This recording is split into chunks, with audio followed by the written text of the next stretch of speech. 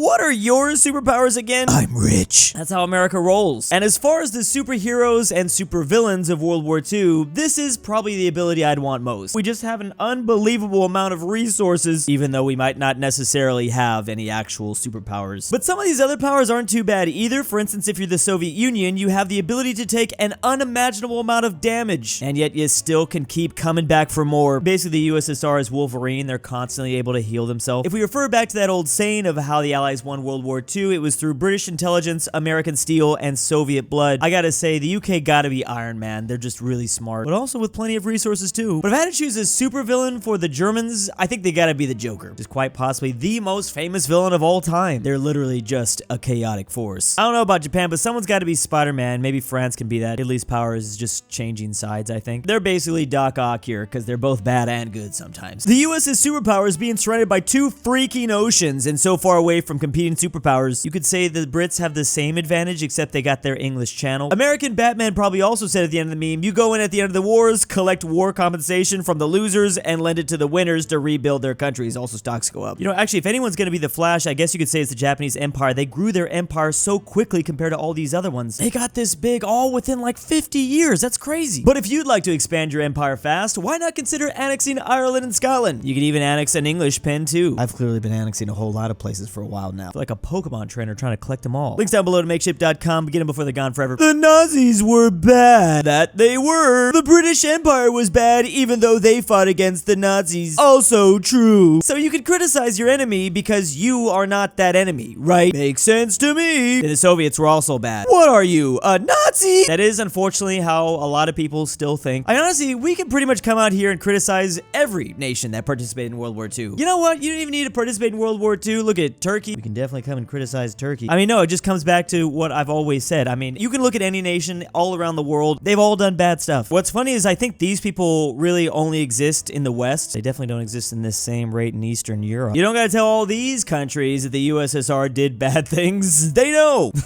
They know. Studying history and using abstract terms like bad, good, evil, stupid, guys, people, etc. means you didn't study poop, my university history professor. Thank you.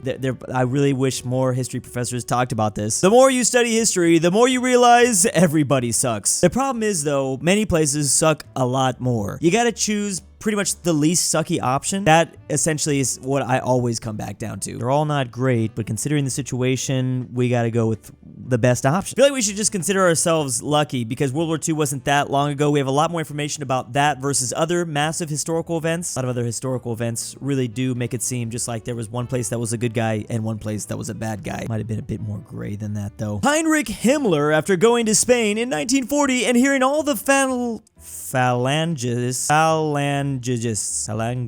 Speaking about creating a new super race by intermixing with American and Filipino natives. That must have caused some truly deep horror in that guy's DNA. That guy in particular was really not about all that. Spanish people intermixing with Americans. Well, first of all, they definitely did with Filipino natives. Spanish was especially good, actually, at intermixing within their empire. Reminds me of how the Spanish Empire planned to take over China by intermixing with the Chinese monarchy. It was gonna do that all just to cuck the Ottomans. No, it's funny because, you know, Spain, fascist at that time during World War II, and people wonder why they weren't allowed to join the Axis. I think the reasons are quite apparent. No, there was plenty more reasons than there's that, but maybe, I don't know. So some in Spain at this time viewed races as real and existing with different strengths, weaknesses, and accompanying cultures. They also apparently promoted the idea of incorporating Portugal into Spain after the Spanish Civil War. So these were basically a version of fascists that didn't believe somebody was superior, but that, well, like everyone has different cultural strengths and weaknesses, and they thought specifically the Hispanic super caste was ethnically improved. Fascinating. Maybe that's why America and the West were like, you know what, this fascist, he can be on our side, I guess, against the Soviets. Wholesome, multiracial, monocultural authoritarianism. Yeah, something about that. And I'll tell you, there sure are actually a lot of this super race running around nowadays, half white, half Filipinos. That's all the rage. Can we just talk about something though, Spain? Why is this always your strategy? Assimilation through breeding. They've been doing that for like centuries now. Why can you not let that go? They've literally been risen up up the world to get this big forever now. It's getting crazy. As a Filipino, I can confirm we are the master race. Did I just come across inclusive racism? And DEI is just in everything nowadays, isn't it? You know, Himmler went back to Hitler at this time and was like, yeah, we can't let the Spanish join our team. They're way too far gone down there. The Allies in World War II, putting aside their differences and gripes for the sake of unity against the Axis. Meanwhile, the Axis in World War II, plotting against each other. The Japanese aiding Polish resistance. No German war crimes they committed against their allies. Considering each other inferior. Various Axis powers switching sides. Carrying out war plans without informing their allies. Also the Germans supplying China against Japan. Yeah, what an absolute mess. But also, let's not pretend like the Allies weren't also an absolute mess. I mean, I would argue the Allies probably did do, in fact, better than the Axis, but both the British and Americans knew that, hey, those Soviet guys, we're not going to be able to trust them right after this fight is over. And that's exactly what happened. I mean, the skinny mustache Austrian painter had to, like, make up a new rule for his ideology just to let the Japanese in. He just needed more friends. Like, oh yeah, those are the Japanese Aryans. Forgot to mention those were cool. But also, does this come as a surprise to anybody? Of course, the team that is made up of a bunch of nations thinking they're superior, well, they're gonna think they're more superior than all their fellow allies too. I mean, the top half might be a little shined up, but the bottom half is pretty spot on. That's what I'm talking about. Finland, when asked about its alliance with Germany, I've never met this nation in my life. In their first meeting, Mussolini insisted he doesn't need a translator to meet Hitler so that he can call Hitler a German monkey in Italian straight to his face. True, hence the most fictional stories about what if with victorious Axis tends to be about between, well, Germany and Japan. There's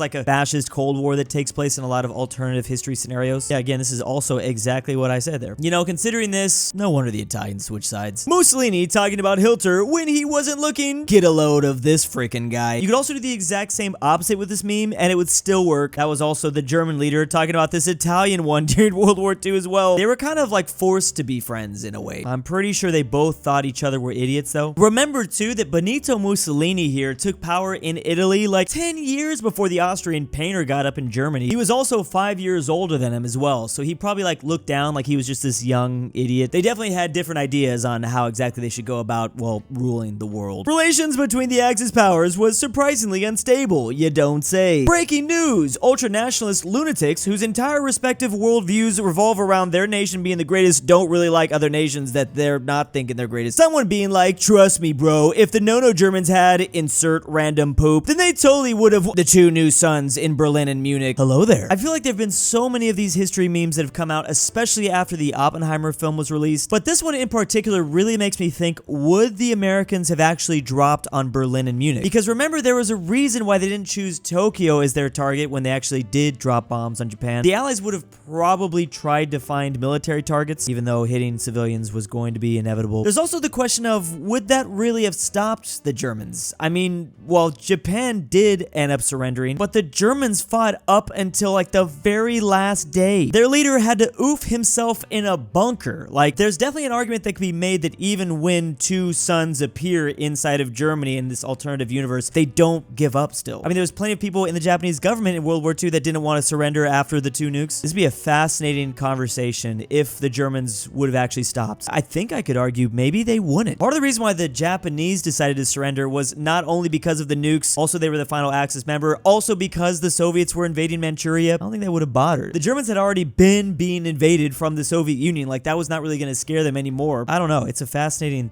thought. Regardless, they would probably end up losing. I'm just curious if they would end up like fully surrendering. It depends on the technology though too, like ancient alien tech. Trust the Germans could have won if they had the full support of the US and USSR. See, I'm kind of getting annoyed at these memes. Like, I get that that's like a new popular narrative to be like, there's no way the Germans could have ever won, bro. Well, I can think of a couple. Like, yeah, aliens came down and gave them alien technology. I think they probably would have won. I don't like using blanket statements like that anymore. Now it's getting annoying. They never could have won. Are you sure about that? Like, what if there was a zombie outbreak that occurred, but the virus doesn't affect Germans? It only turns the Brits, Americans, and Soviets into zombies. What about that? If you think about that, I could do this all day. World War II German enjoyers, what if Germany did? High-ranking Germans, as soon as the Allies crossed the Rhine on their way to Brazil. Not just Brazil, they also love their Argentina vacation too. I was gonna say Argentinian vacation. Anything in South America though, honestly. The Rat Lions also went to Uruguay sometimes. I mean, it was all over the place. But yeah, the writing on the wall was that Germany was gonna lose. Probably like 1943. So they had a whole 2 years, these German high-ranking officials, to be like, I should probably get out of here. I'd argue the moment the front lines against the Soviet Union stopped for the Germans, it was pretty much done for. They needed to somehow kick the door down like they were initially thinking, wiping them out very fast like they did with all the other countries in Europe. So this was going to be inevitable once they got finally stopped. And ooh, was that a rough, slow death. Yeah, that's what I'm saying. They pretty much lost the war the moment they couldn't capture Stalingrad and keep allies away from Africa. Keep in mind, I mean, the high-ranking German officials at the time, they had a lot more information than, well, obviously the allies. They saw the inner workings. They saw the writing on the wall like, oh, yo, this country's crumbling. It is falling apart. I'm not going to wait for Steiner's counteroffensive. I'm out of here. To join the army, you must be at least 19 years old. Children clearly under 19 years old. I'm 19. I know you're lying, but okay. I know this is specifically talking about World War I, but man, this is always happening. Examples of World War II, during the Vietnam War, obviously moments and wars before that moment. You always find like 12-year-olds on the battlefield. Like that was kind of a normal thing. You didn't want that, but it was inevitable. I mean, sometimes just because the kids were dumb. But at least when it comes to like the Germans in World War II, that was just because, well, they had nobody else left. Gotta put the kids out there now, along with their grandpas. I remember one story, a kid admitted he was underage. The recruiter told him to go take a walk around the block, come back, then he would be 18 years old. Literally, you need to be 18 years or older to access this site, but the 19th or the 20th century of this, my bad. Wartime recruiting, you're breathing and in humanoid shape, you're in. Pretty much good enough. And if you're breathing and in humanoid shape, definitely go check out the Irish and Scottish country balls before they're gone forever. Links in the description. And big ol' thanks to my April patrons. I time traveled back in 2025 to stop Drew from taking over the world. We only have 2 years left. Drew's Argentinian Trust Fund, RIP Grandpa. Alexander the Terrible. Carmel S. Connor Pavlik. DOOCHBAGGINS. Fredrik Tibblin. KingBearHaze. KirinoIsBestGirl. LuxembourgLover. The Go. Nolan. NordTyrol. And Tambre.